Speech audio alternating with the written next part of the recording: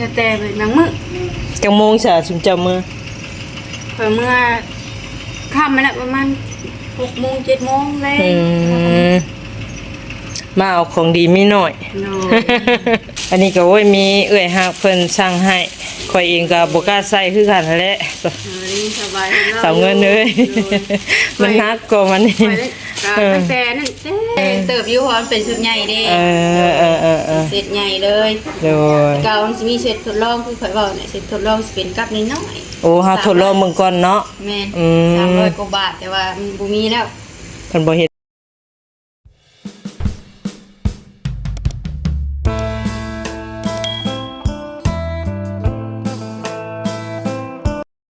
สบายดีและสวัสดีเด้อพี่น้อง FC ปาดุงวัดสุขสุขนเนาะเส้นเก่าเส้นเคยพี่น้องเอ้ยเปิดพามาก็อยู่เฮือนอยู่ซ่านมื้อนี้เนาะออกไปเวียกธุระแถวเซโนนั่นแหละเนาะก็เลยกลับเข้ามาพี่น้องเอ้ย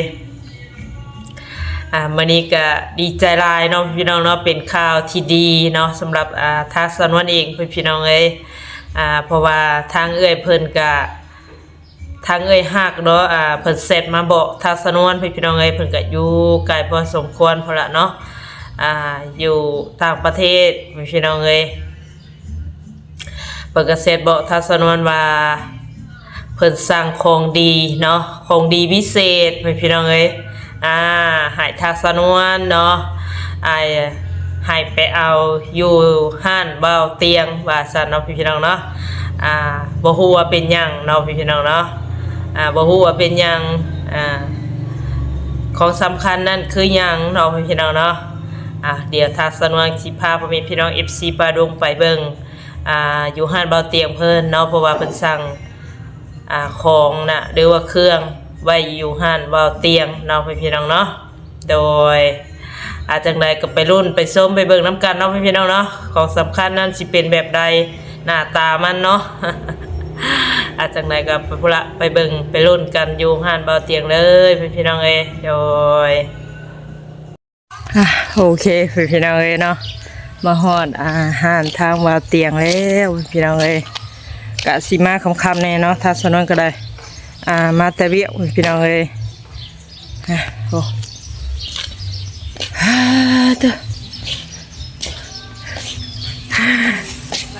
โดยสบายดีใช้คือเงียบๆแท้มื้อนี้โดยเงียบไปเซเบิร์เลยอยู่ในร้านนอนอยู่ครับสบายน้ำอยู่ห้องน้ำซึ่งเจ้าก็มาอยู่นี่บ่แม่นคุมื้อถ้ากันมาดินว่าอย่างนี้แล้วขายบ่ได้ขายดีไปได้ดอกอยู่นอกได้เที่ยวข้างนอกคือว่าอะไรมันหลายห้านหลายอย่างเนาะหลายห้านน่ะก็อยู่ข้างนอกนำมานะขายนี่บ่ได้ขายนี่ก็จะแต่เป็นบางมื้อจังโมงซะชุมเจ้ามื้อเมื่อค่ำมันประมาณ6 โมง 7 โมงเลยมาเอาของดีมีหน่อยครีมหนาขาวหนาใสมันเป็นอะไรครีมนี่นะก็หลายคนก็ใส่ดีอยู่มันดียังก็ดีซิวดีฝ่าโอ้บำรุงน่ะมีสีเสร็จเลยมีกันแดดใส่แบบไรเนี่ยข่อยคือบ่ฮู้แท้แต่ว่าข่อยบ่ใส่ดอกเจ้าบ่ได้เคยใช้เทื่อบ่ครั้งแรกนี่นะข่อยก็บ่ได้ใส่ดอกมีสบายใส่อยู่โอ้มี3ปุกแล้วก็มีสบู่ล้างหน้ามีสิมันมีเบอร์เลยมีเบอร์1เบอร์2เบอร์3ตัวนี้เบอร์3เลยสิเป็นกันแหละแต่มีเด็ก3น้อยๆเฮาทากลางเว้นบ่ตอนน่ะแม่นทากลางเว้นทาตอนเช้าแต่ว่าต้องกลางคืนเนี่ยตัวนี้สีเขียวกับสีเหลืองโอ้มีสีเขียวแต่ตัวนี้น่ะสิเป็นสีเหลืองเบอร์2วันนี้เฮาทาแล้วบ่หรือว่าแนวใดหรือว่าเฮามักหน้าไว้ก่อนกลางคืนแหละถ้าเบอร์1กับเบอร์2ล้างหน้าด้วยสบู่แล้วก็ถ้าเบอร์1กับเบอร์2กลางคืนตื่นมาตอนเช้าปุ๊บแหละล้างหน้าแล้วก็ใส่เบอร์2ทาก่อนทาบำรุงก่อนแล้วก็เอาเบอร์3ทาหลังโอ้ใส่แป้งแค่ยังทั่วไปได้ปกติยังไม่ตู้ตู้กับมานี่เนาะ มาอยู่นี่ เราเองเนี่ยให้เป็นอย่างเรื่อง เก่งเราติส่งสุด อันนี้ก็โอ้ย นี่สิเป็นสีเหลือง บ่เคยใช้เห็นแต่ว่าหมู่ว่าใช้ดีว่ะ ใส่ก็ดีราคาก็อันนั้นอยู่ในนึง ราคาก็อยากสูงแน่เนาะ แม่นสูงนี่จะได้ไป10 บาทพี่น้องเอ้ยตัวนี้สิเป็นสีเหลืองเด้อเบอร์2นี่สิเป็นเบอร์2แต่ว่าล่างหน้าน่ะบ่ให้เกาหน้าเด้อเพราะว่ามันสิเป็นอันคัดที่กรงไทยยังเอาออกอะนะ โอ้เห็นมึงเบา แม่นแต่ว่าบ่ให้แบบเกาหน้ามันสิแสบหลายนิดนึงมันเกานะ ๆเบิ่งดีกว่าหน้าข่อยนี่ข่อยปาครีม3-4มื้อนี่แหละข่อยใส่แค่เด้ครีมแคร์ค่ะ คิวแคนบ่ คิวแคนน่ะ นี่กันแบบมันบ่นี่ด้ เพราะว่ามันมี สีเหลืองนะครับ เป็น แม่น คู่กันสองอันนะ แม่น แต่มานี่มันเฮาป้าบัดเกิดฟ้าบัดต้องใส่ตลอด แต่ว่าดีอยู่อันนี่ค่ะพูดถึงดีเห็นผลนะคะใน1สูตรอยู่ สะทูและดีกันเนาะ เลย ต้องเครื่องของเพิ่น สำหรับหลายคนใส่เห็นดี ทางอันนี้เพิ่นก็ใส่เบิดบ่สะทองเพิ่นก็ ใส่อยู่ โอ้ แต่ว่า จังพอหน้าเพิ่นจะงามแล้ว แต่ ซะ ว่าคอยหันบ่ได้ใส่ โอ้ยหน้าเจ้างามอยู่ ราคา บ่ได้ใส่อะ ก็มันถ้าใส่ก็มีแต่พวกครีมซองไงนะพวกนี่ธรรมดาแหละใส่นะ มันบ่ได้เกิดผ่าขึ้นหยังเฮาใส่แนวใดก็ได้ แต่ส่วนหลายเห็นบ่ได้ใช้ดอกบางมือก็บ่ได้ท่าขี้ขลาดเอาท่าบ่ได้ท่าหยังเลยแต่ละมือ สบายเนาะ บ่ได้ บ่ ท่า ต้องเปลืองเงิน อ่ะ แต่ว่า ไปพี่น้องเอ้ย เท่านี้มีแบบเงินซื้อใช้แบบตลอดทุกเดือนหน้าเฮาสิคอยแบบใช้ขึ้นพาวขึ้นเลยอันนี้ค่ะ บ่เบิดเอ็มหนึงก็ฮู้สึกแล้วว่าอ่า นี่เป็นสิเป็นเศษใหญ่เลยมีแต่เศษใหญ่เบิดแหละเพราะว่าแต่เก่ามันมีเศษกลางแล้วก็เศษน้อย แต่ว่าบ่ได้เฮ็ดออกมาแล้วหมดแล้วมีแต่เศษใหญ่เลยแบบนี้ แต่เก่ามันสิมี300ปลาย500ปลายก็มีมีเป็นเศษเป็น อันนี้ราคาสุดใหญ่เลย ชุดใหญ่เลย มีแต่แบบชุดใหญ่ชุดน้อยชุดกลางนั่นเบิดแล้วบ่ได้เฮ็ดออกมาแล้ว อันนี้อันเดียวกันเบิดบ่อันตั้งไว้นี่เอาออกมาจากกล้อง จะมีทั้งเทิงน่ะสีขายแยกปุ๊บละ265บาท อันนี้เหรอ นี่สำหรับภายไปว่าเอามือใส่แหละส่วนลายสิเบิดก่อนอันเบอร์หนึงเด้อันเบิดก่อนแล้วมาซื้อแยกก็ได้สบู่แยกมีเบอร์1เบอร์2เบอร์3ครบกันเลย สบู่แบบสุดมันนะเนาะ แม่ เขาบ่ต้องใส่อันสบู่แบบอื่น แม่ถ้าว่าเบิดก่อนนะสมมุติสบู่เบิดก่อนเฮาก็มาซื้อแยกได้ อือ มีแยกมีขายแยกให้อยู่ ถือว่าเฮิงเติมหาใส่สุดหนึงกันเนาะ ประมาณ3 ทิศบางเทื่อกับบางคนใช้นั่นนี่ก็เป็นเดือนมันก็มีได้ เฮาค่อยใส่บางๆเนาะ ใส่แบบบ่ต้องใส่นานก็ได้ แต่บางคนนั่นนี่ก็ใส่ประมาณ2-3 ทิศประมาณนี้แหละ2-3 ทิศแล้วเป็นเดือนบางคนก็ใส่เป็นเดือนนั่นแหละ อันนี้ก็โอ้ยมีเอื้อยฮักเพิ่นสั่งให้ข่อยเองก็บ่กล้าใส่คือกันนั่นแหละ นี่สบาย สาวเงินเลยมันฮักกว่ามันนี่ ตั้งแต่นั่นแต่ปีกายแต่ปีซึ่งแต่ปีเปิดห้างแรกๆข่อยเคยใส่ชุดนึง โอ้ ก็น่ามันเฮาก็รู้สึกว่ามันขาวขึ้นอยู่ใส่เส้น มันใสมันบ่ เป็นเดือนพุ่นละแต่ว่ามันราคานี่แล้วยอมนำราคาก็ บ่ไหวเนาะ ใส่เลยหลังมือก็บ่ได้ค่าหยังเลย ข่อยก็ลองเบิ่งจากสองสุดเบิดเงินเอื้อยเพิ่นสร้างให้แล้วก็คือสิน่าลำคือเก่าหั่นแหละ ได้ยินสบายเว้าอยู่ว่าสาวนั้นมาเอาเด้อไผดีว่ะ คิดบ่ออกเลยบ่ โอ้ย เออ แล้วสิมาเอาครีมเด้อ เพิ่นเสร็จบ่วางบ๊ายๆนี่แหละก็เลยว่าขาเมื่อกลับเมื่อเอา ดีแล้ว พี่นางน้อยนั่นก่อนมา ดีแล้ว สถูสการเลยจังว่า สนับสนุนทั้งเงินนี่เฮา เป็นชา บ่ได้ทาหน้างามคือเขาหน้าดำได้ซะ เงินเบิ่ง ออกกล้องรู้ว่า แต่ว่าเฮาเนี่ยเฮาเมื่อท่าแล้วก็เฮาแบบเวลาเฮาออกแดดออกเนี้ยเฮาก็สิมันอบหน้านี่หน่อยหนึงอบหน้าแล้วมันสิเฮ็ดให้มันขาว โอ้อบหน้าไปได้ป่ะ แบบ บ่ให้ตากแดดเกินไปนะ โอ้ขังหน้าไว้ แม่น เว้าง่ายๆก็คือบ่อยากให้ถึกแดดอันนี้ แม่น โอ้ยเนาะแห่งไปตามแดดตามลมซ้ำแต่ละมื้อหน้าสิขาวอยู่บ่บาด ขาวไม่ใส่แล้วเบิ่ง ขาวแน่นอนเนาะหลายคนใส่อยู่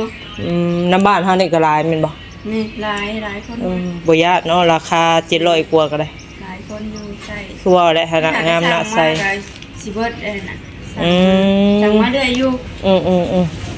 อันนี้คือครีมไทยอันนี้เนาะ แม่น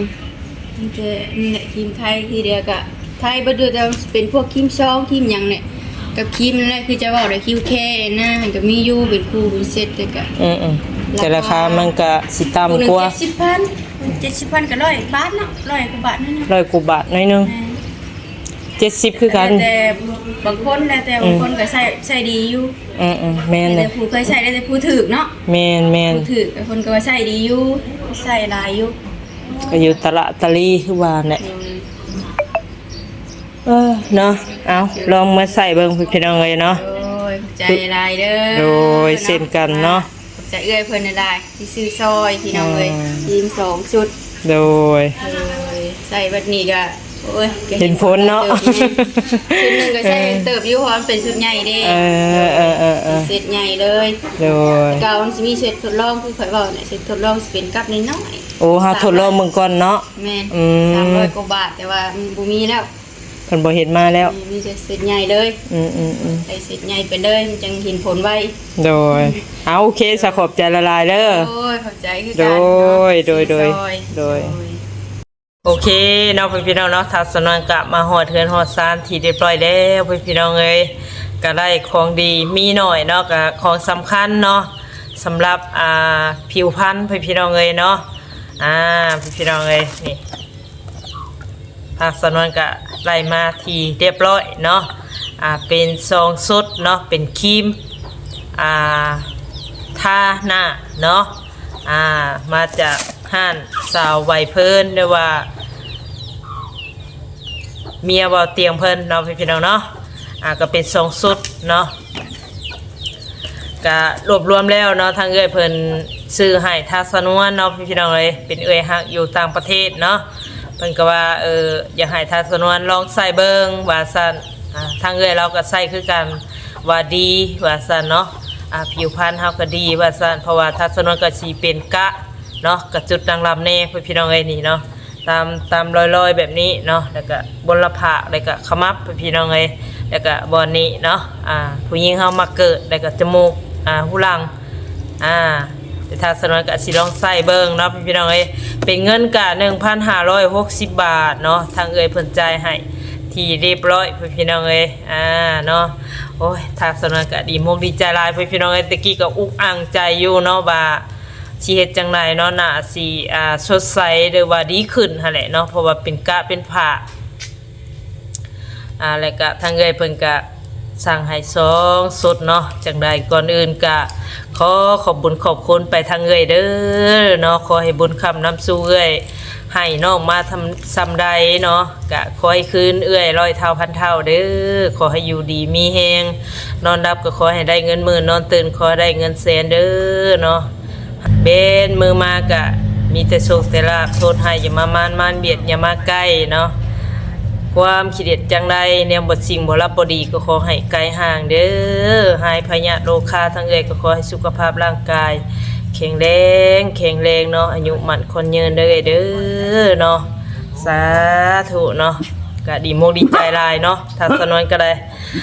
คือครั้งแรกสิลองเบิ่งเนาะพี่น้องเนาะ